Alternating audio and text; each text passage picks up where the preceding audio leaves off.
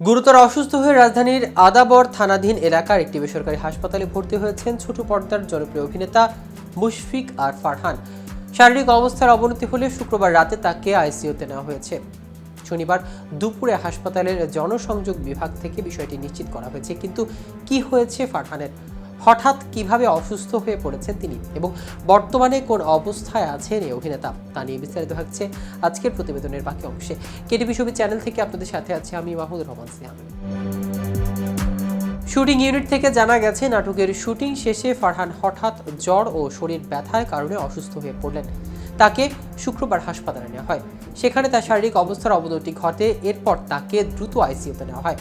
অভিনেতার ঘনিষ্ঠ এক সূত্রে জানা গেছে, রাতে শুটিং শেষে বাড়ি ফেরার প্রস্তুতি নিচ্ছিলেন ফারহান। এই সময় হঠাৎ অসুস্থ হয়ে পড়েন তিনি।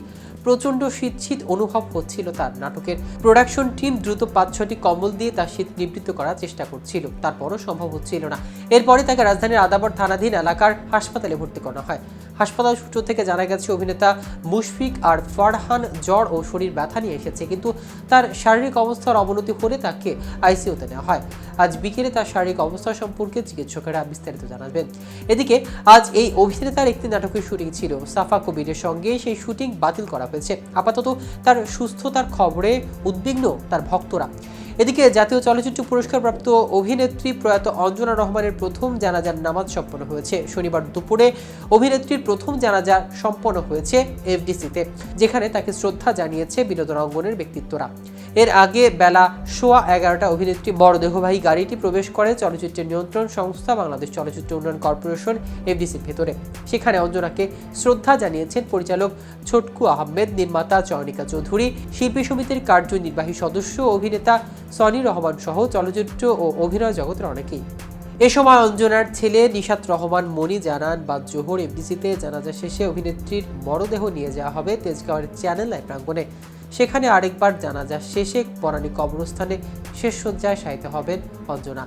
এর আগে শুক্রবার দিবাগত রাতে বঙ্গবন্ধু শেখ মুজিব মেডিকেল বিশ্ববিদ্যালয়ে চিকিৎসাধীন অবস্থায় মারা গেছেন তিনি।